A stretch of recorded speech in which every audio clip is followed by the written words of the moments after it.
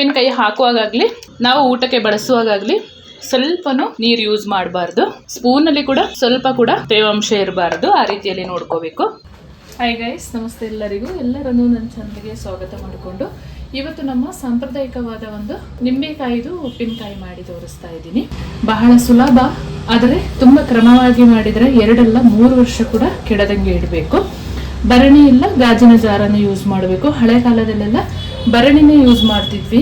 ಆ ಭರಣಿಗೆ ಬಟ್ಟೆನೆಲ್ಲ ನೀಟಾಗಿ ಕಟ್ಟಿ ಎಲ್ಲ ಮಾಡ್ಕೊತಾ ಇದ್ವಿ. ಅದು 3 ವರ್ಷ ಆದರೂ ಕೆಡ್ತಾ ಇರಲಿಲ್ಲ. ನಿಂಬೆಕಾಯಿನ ನೀಟಾಗಿ ತೊಳ್ಕೊಂಡು ಒಂದು ಬಟ್ಟೆಯಿಂದ ನೀಟಾಗಿ ಒರೆಸ್ಕೊಳ್ಬೇಕು. ನಾವು ಉಪ್ಪಿನಕಾಯಿ ಹಾಕೊಳ್ಳುವಾಗ ನಾವು ಯೂಸ್ ಮಾಡುವಂಥ ಪಾತ್ರೆ ಆಗಿರಲಿ ಅಥವಾ ಒಂದು ಸ್ಪೂನ್ ಆಗಿರಲಿ ಯಾವುದೊಂದು ಕೂಡ ಸ್ವಲ್ಪವೂ ನೀರಿರಬಾರ್ದು. ಅಷ್ಟು ನೀಟಾಗಿ ಒರೆಸಿ ಇಟ್ಕೊಂಡಿರಬೇಕು.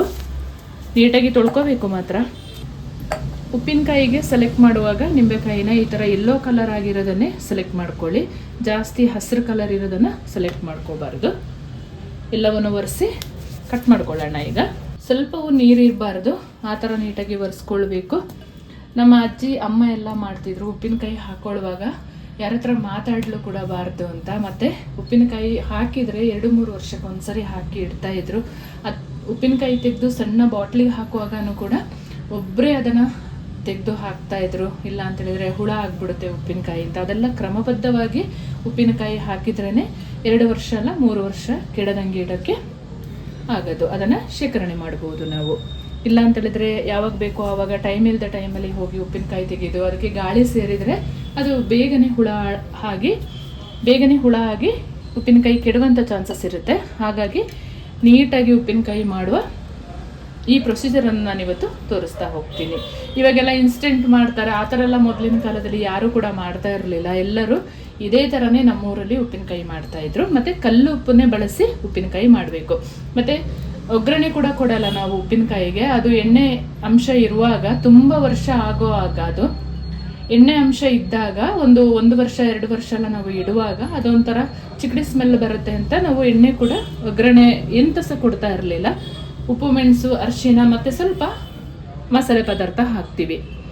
ಇವಾಗ ದೊಡ್ಡದಾದರೆ ಒಂದು 8 ಹೋಳು ಮಾಡ್ಕೊಳ್ಳೋಣ. ಸಣ್ಣದಾದರೆ ಒಂದು 4 ಹೋಳಾಗಿ ಕಟ್ ಮಾಡ್ಕೊಳ್ಳೋಣ ನೀಟಾಗಿ. ಇವಾಗ ಕಟ್ ಮಾಡುವ ಜಾಗ ಕೂಡ ನೀಟಾಗಿ ಒರೆಸ್ಕೊಳ್ಬೇಕು. ನಾನು ಈ ಥರ ಜಾರ್ ತೊಗೊಂಡಿದ್ದೀನಿ. ನೀವು ಭರಣಿಲಾದರೂ ಹಾಕಿ ಮಾಡ್ಕೋಬೋದು. ನನ್ನ ಚಾನಲ್ಗೆ ನೀವು ಹೊಸಬರಾಗಿದ್ದರೆ ಪ್ಲೀಸ್ ಸಬ್ಸ್ಕ್ರೈಬ್ ಮಾಡಿಕೊಂಡು ನಿಮ್ಮ ಫ್ರೆಂಡ್ಸ್ ಆ್ಯಂಡ್ ಫ್ಯಾಮಿಲಿಗೆ ಶೇರ್ ಮಾಡ್ಕೊಳ್ಳಿ. ಈ ಥರ 4 ಭಾಗ ಆಗಿ ಒಂದೊಂದು ಹೋಳನ್ನ ಮಾಡ್ಕೋಬೇಕು. ಈ ಥರ ಸಣ್ಣದಾದರೆ ಈ ಥರ ಉದ್ದಕ್ಕೆ ನೀವು 2 ಮಾಡಿಕೊಂಡು ಅದು 4 ಆಗುತ್ತೆ. ಆ ಥರ ಕೂಡ ಮಾಡ್ಕೋಬೋದು. ನಾನಿಲ್ಲಿ ಸ್ವಲ್ಪ ಸಣ್ಣದಾಗೆ ಕಟ್ ಮಾಡ್ಕೊಳ್ತಾ ಇದ್ದೀನಿ. 8 ಭಾಗ ಮಾಡ್ಕೊಳ್ತಾ ಇದ್ದೀನಿ. ಇವಾಗ ನಾವು ಈ ವಿಡಿಯೋಕ್ಕೆಲ್ಲ ಮಾಡುವಾಗ ಮಾತಾಡಲೇಬೇಕಲ್ವಾ, ಕ್ರಮಬದ್ಧವಾಗಿ ಹೇಗೆ ಮಾಡೋದು ಅಂತ ನಿಮಗೆ ತಿಳಿಸ್ಕೊಡ್ಲೇಬೇಕು. ಹಾಗಾಗಿ ನಾವು ಮಾತಾಡ್ತೀವಿ. ಮೊದಲಿನ ಕಾಲದಲ್ಲಾದರೆ ಯಾರು ಮಾತಾಡದೆ ಉಪ್ಪಿನಕಾಯಿ ಮಾಡ್ತಾಯಿದ್ರು. ಉಪ್ಪಿನಕಾಯಿ ಮಾಡುವಾಗ ಮತ್ತು ಕಜ್ಜಾಯ ಮಾಡುವಾಗ ಅದೆಲ್ಲ ಒಂದು ಕ್ರಮ ಇದೆ. ಆ ಕ್ರಮಬದ್ಧವಾಗಿ ನಮ್ಮ ಹಿರಿಕರೆಲ್ಲ ಮಾಡ್ತಾಯಿದ್ರು.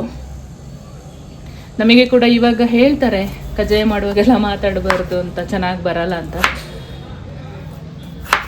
ಎಲ್ಲವನ್ನು ಈ ಥರ ಕಟ್ ಮಾಡ್ಕೊಳ್ಳೋಣ. ಎಲ್ಲ ನಿಂಬೆಹಣ್ಣನ್ನ ನಾನು ಈ ಥರ ಕಟ್ ಮಾಡ್ಕೊಂಡಿದ್ದೀನಿ. ಇವಾಗ ಬಾಟ್ಲ್ ಒಳಗಡೆ ಹಾಕೊಳ್ಳೋಣ. ಇದನ್ನು ಉಪ್ಪು ಮತ್ತು ಅರಿಶಿನ ಪೌಡ್ರ್ ಹಾಕಿ 4 ದಿವಸ ಹಾಗೆ ಬಿಡಬೇಕು. 4 ದಿವಸದ ನಂತರ ಮೆಣಸು ಪೌಡ್ರ್ ಮತ್ತು ಸ್ವಲ್ಪ ಮಸಾಲೆ ಹಾಕ್ಕೊಂಡ್ರೆ ಆಯಿತು. ಮತ್ತು ಇದು ಪಳಗಬೇಕಾದ್ರೆ ಒಂದು 15ರಿಂದ 20 ದಿವಸ ಎಲ್ಲ ಆಗುತ್ತೆ. ಆಮೇಲಿಂದ ನಾವು ಊಟಕ್ಕೆ ಬಳಸ್ಕೊಳ್ಬೋದು. ಅದಕ್ಕಿಂತ ಮೊದಲು ಆಗಲ್ಲ. ಇನ್ಸ್ಟೆಂಟಾಗೆಲ್ಲ ಮಾಡಿಕೊಂಡ್ರೆ ಬೇಗ ಊಟಕ್ಕೆ ಬಳಸ್ಕೊಳ್ಬೋದು. ಒಂದು ಪಾತ್ರೆ ತೊಗೊಂಡಿದ್ದೀನಿ. ಇದಕ್ಕೆ ಉಪ್ಪು ಹಾಕ್ಕೊಳ್ತಾ ಇದ್ದೀನಿ ರುಚಿಗೆ ತಕ್ಕಷ್ಟು. 1-2 ಚಮಚದಷ್ಟು ಹಳದಿ ಪೌಡ್ರನ್ನ ಹಾಕ್ಕೊಳ್ತೀನಿ. ಉಪ್ಪಿನಕಾಯಿಗೆ ಸ್ವಲ್ಪ ಜಾಸ್ತಿನೇ ಹಳದಿ ಪೌಡ್ರ್ ಬೇಕಾಗುತ್ತೆ. ನಾವು ಕಟ್ ಮಾಡಿ ಇಟ್ಕೊಂಡ ನಿಂಬೆಕಾಯಿ ಹೋಳುಗಳನ್ನು ಹಾಕ್ಕೊಂಡು ಒಂದ್ಸರಿ ಮಿಕ್ಸ್ ಮಾಡಿಕೊಂಡು ಆಮೇಲೆ ಜಾರಿಗೆ ಹಾಕ್ಕೊಳ್ಳೋಣ.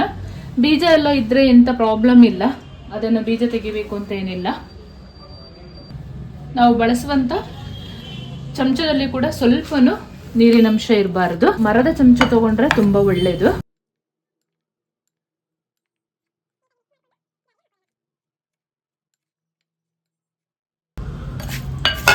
4 ದಿವಸ ಬಿಟ್ಟಾದ ಮೇಲೆ ಮಸಾಲೆ ಏನು ಹಾಕೋದು ಅಂತ ನಿಮ್ಮೊಂದಿಗೆ ಶೇರ್ ಮಾಡ್ತೀನಿ.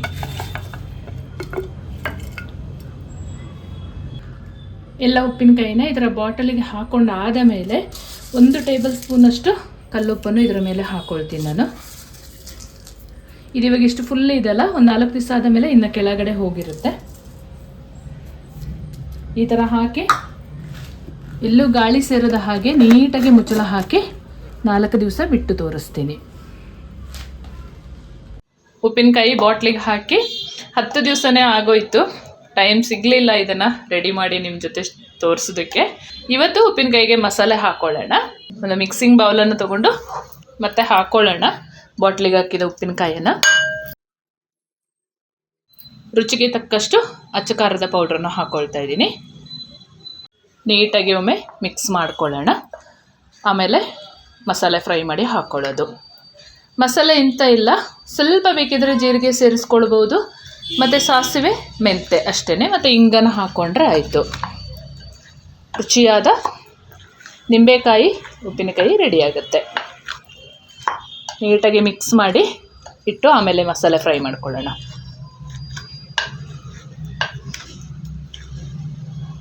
ನಾನು ತಗೊಂಡಿರುವ ನಿಂಬೆಹಣ್ಣಿಗೆ ಒಂದು ಅರ್ಧ ಟೇಬಲ್ ಸ್ಪೂನಷ್ಟು ಮೆಂತ್ಯ ಕಾಳನ್ನು ಹಾಕ್ಕೊಳ್ತಾ ಇದ್ದೀನಿ. ಜಾಸ್ತಿ ಕಪ್ಪಾಗಿ ಫ್ರೈ ಮಾಡ್ಕೋಬಾರ್ದು, ಲೈಟಾಗಿ ಬ್ರೌನ್ ಕಲರಲ್ಲಿ ಫ್ರೈ ಮಾಡ್ಕೋಬೇಕು. ಮೆಂತ್ಯ ಈ ಹದದಲ್ಲಿ ಫ್ರೈ ಆದರೆ ಸಾಕಾಗುತ್ತೆ.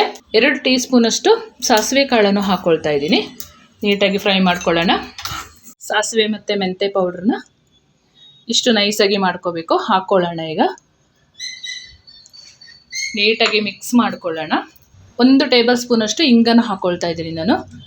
ಉಪ್ಪಿನಕಾಯಿಗೆ ಇಂಗು ಸ್ವಲ್ಪ ಜಾಸ್ತಿನೇ ಹಾಕ್ಕೋಬೇಕು, ತುಂಬ ಚೆನ್ನಾಗಾಗುತ್ತೆ. ನೀಟಾಗಿ ಮಿಕ್ಸ್ ಮಾಡಿಕೊಂಡು ಭರಣಿ ಇಲ್ಲ ಗ್ಲಾಸ್ ಜಾರಿಗೆ ಹಾಕಿ ಟೈಟಾಗಿ ಬಾಯಿ ಮುಚ್ಚಳ ಹಾಕಿ ಇಟ್ಕೊಂಡ್ರೆ 2 ವರ್ಷ ಆದ್ರೂ ಹಾಳಾಗಲ್ಲ. ಸಾಂಪ್ರದಾಯಿಕವಾಗಿ ಮಾಡುವ ಉಪ್ಪಿನಕಾಯಿ ಅದರ ರುಚಿನೇ ಬೇರೆ ಇರುತ್ತೆ. 3 ವರ್ಷ ಆದ್ರೂ ಕೆಡ್ತಾ ಇರಲಿಲ್ಲ ಆವಾಗಲ್ಲ. ನೋಡಿ, ಈ ಹದದಲ್ಲಿ ಉಪ್ಪಿನಕಾಯಿ ರೆಡಿಯಾಗಿದೆ. ತುಂಬ ರುಚಿ ಇದೆ ಮಾತ್ರ. ಇನ್ನು ಒಂದು 10 ದಿವಸ ಆದ ಮೇಲೆ ಇದನ್ನು ಊಟಕ್ಕೆ ಬಳಸ್ಕೊಳ್ಬೋದು. ನೀವು ನಿಮ್ಮ ಮನೆಯಲ್ಲಿ ಹೇಗೆ ಉಪ್ಪಿನಕಾಯಿ ಮಾಡ್ತೀರಾ ಅಂತ ನನಗೆ ಕಮೆಂಟಲ್ಲಿ ತಿಳಿಸಿ. ಉಪ್ಪಿನಕಾಯಿ ರೆಡಿಯಾಗಿದೆ. ನಾನಿವಾಗ ಗಾಜಿನ ಬಾಟ್ಲ್ ಒಳಗಡೆ ಹಾಕಿ ಸ್ಟೋರ್ ಮಾಡ್ತೀನಿ. ನಾನು ಮಾಡ್ತಿರುವ ಅಡುಗೆಗಳು ನಿಮಗೆ ಸ್ವಲ್ಪನಾದರೂ ಯೂಸ್ಫುಲ್ ಅನಿಸಿದರೆ ದಯಮಾಡಿ ನಿಮ್ಮ ಅಮೂಲ್ಯವಾದ ಕಮೆಂಟ್ನೊಂದಿಗೆ ತಿಳಿಸಿ. ಹಾಗೆ ನಿಮ್ಮ ಫ್ರೆಂಡ್ಸ್ ಆ್ಯಂಡ್ ಫ್ಯಾಮಿಲಿಗೆ ಹೆಚ್ಚು ಶೇರ್ ಮಾಡೋದನ್ನು ಮರಿಬೇಡಿ. Thank you for watching.